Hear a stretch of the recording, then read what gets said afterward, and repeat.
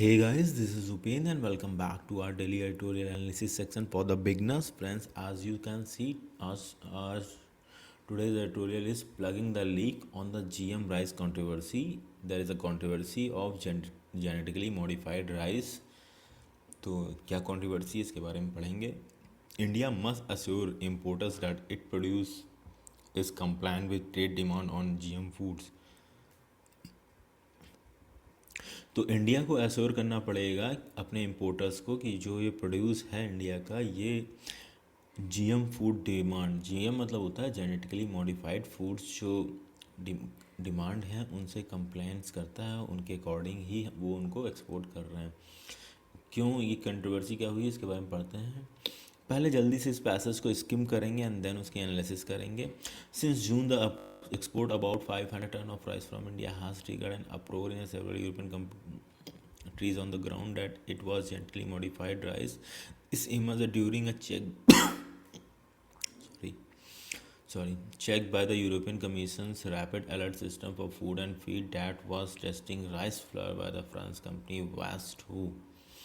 In June, France had issued a notification of unauthorized GM rice flour, identifying India as the point of origin and alerting Australia, Belgium, and Czech Republic, Germany, Italy, Netherlands, Poland, Spain, the UK, and the US as a possible destination of products made with the flour. So, in August, the American food produce company Mars, fearing GM contamination, announcing that it was recalling 4 of its produce line of crispy M&M GM rice, GM free rice that is tagged as a organic rice, is amongst high value export worth 63,000 crore annually. India does not permit the commercial cultivation of GM rice, but researcher group are testing varieties of such rice in trial plot. So the suspicion is that the rice from some of these test plots may have leaked into the exported produce. The Indian government has denied this possibility. The Commerce Ministry spokesperson saying that the contamination may have happened in Europe to cut costs. However, India has indicated that it will commission an investigation involving its social scientific bodies. तो ये हुआ क्या है बड़ी, अगर देख लें तो कि जेनेटिकली मॉडिफाइड राइस या फिर और भी क्रॉप बैन है यूरोप में. ठीक है, तो यही है 500 ton of rice India export करता है यूरोपियन यूनियन को. और एक हमारा वहाँ का रैपिड चेक अलर्ट सिस्टम है जो रैपिडली वो जाके एकदम से कहीं चेक कर लेते. फूड एंड फीड्स का उन्होंने पकड़ा है कि जेनेटिकली मॉडिफाइड राइस पाए गए हैं. अनऑथराइज फ्लोर क्या है कि सारे नहीं हैं, लेकिन कुछ जो जेनेटिकली मॉडिफाइड वो अनऑथराइज है वो पाए गए हैं. और कहा गया है कि उसका जो ओरिजिन ट्रेस किया गया है वो इंडिया से, कि वो राइस इंडिया में है. उनको मॉडिफाई जो किया गया है, उनसे प्रोडक्ट बनाए गए वो इन सारी कंट्रीज़ से बनाए गए हैं, जिसमें बहुत सारे नाम हैं. सो इन अगस्त अमेरिकन फूड कंपनी मार्स ने क्या किया था कि अपनी जो उन्होंने कहा था कि उनके जो राइस है उनको वापस बुला लिया था. जो उन्होंने एक प्रोडक्ट लाइन अपनी लॉन्च की हुई थी उसको वापस अपने बुला लिया था, क्योंकि उसमें था कि ऑर्गेनिक राइस का टैग लगाया हुआ था. बट उसमें कंप्लेन ऐसी आई थी कि जीएम जेनेटिकली मॉडिफाइड राइस पहुंच गया था. ये कह रहे हैं इंडिया का एक्सपोर्ट जो है राइस का, हाई वैल्यू एक्सपोर्ट जो है वो 63,000 करोड़ का है बाहर जो जाता है.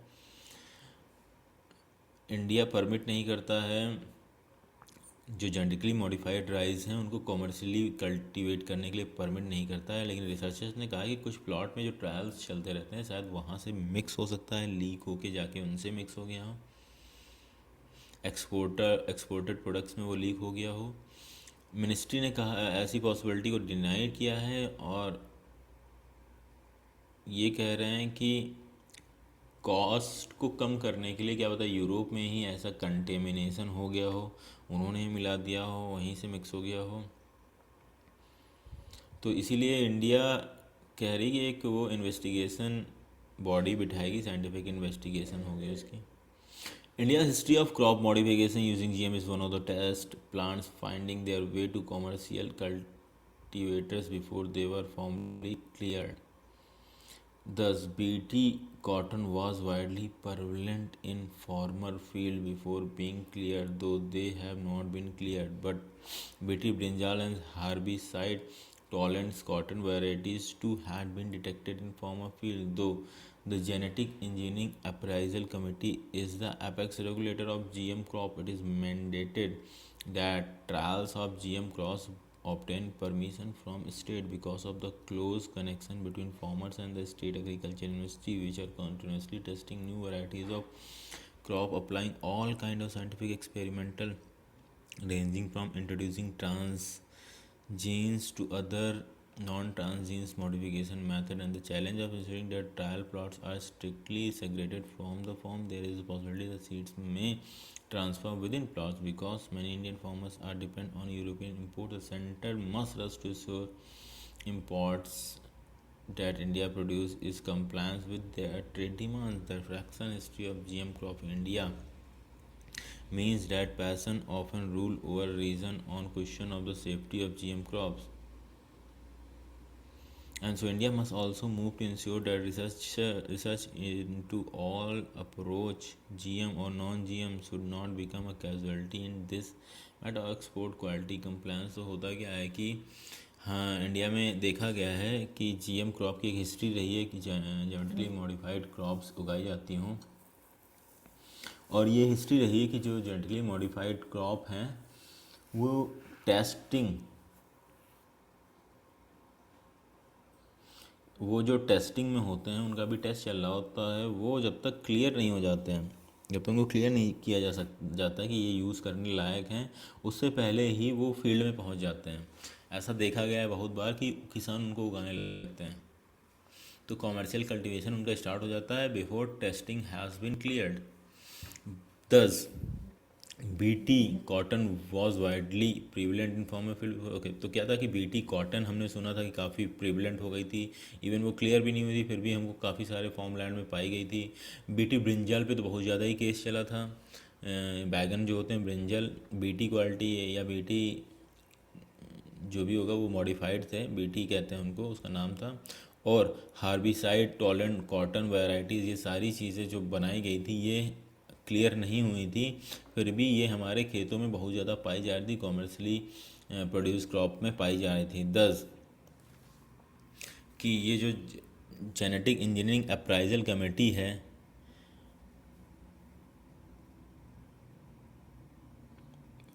ये इनको मैंडेट करना चाहिए कि जीएम क्रॉप्स का ट्रेड जो है वो स्टेट से बिना परमिशन के ना हो।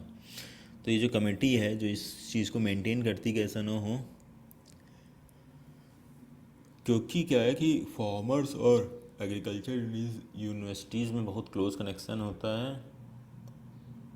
और क्योंकि ये जो है यूनिवर्सिटीज़ लगातार नई वैराइटीज़ बनाया करती हैं।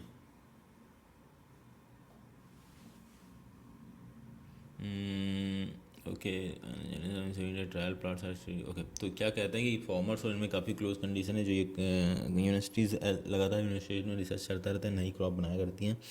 बट ये जो ट्रायल क्रॉप्स हैं, ट्रायल फील्ड हैं जहाँ पे ये ट्रायल क्रॉप्स उगाई जाती हैं, इनको सेपरेट रखना पड़ेगा फॉर्म लैंड से जो कि कॉमर्शियल के लिए यूज़ होते हैं। सो यही है कि क्योंकि उन वो करीब होते हैं, उनमें मिक्सिंग का प्रॉब हो सकता है कि जो सीड इधर से उधर हो गई हैं, इट्स पॉसिबिलिटी दैट सीड में transfer with in plots because many Indian farmer depends on European import. Okay, तो क्या कह रहे हैं कि बहुत सारे इंडियन फार्मर्स डिपेंड ही करते हैं यूरोपियन इंपोर्ट्स पे, क्योंकि ज़्यादा हम लोग उगा देते हैं, यहाँ पे कंज्यूम हो नहीं पाएगा। अगर यूरोप में इंपोर्ट नहीं होगा वो चीज़ तो उसके रेट और कम हो जाएंगे, तो इसीलिए इंडिया के प्रोडक्ट्स को उनके ट्रेड रूल्स के हिसाब से कंप्लायंस करना पड़ेगा।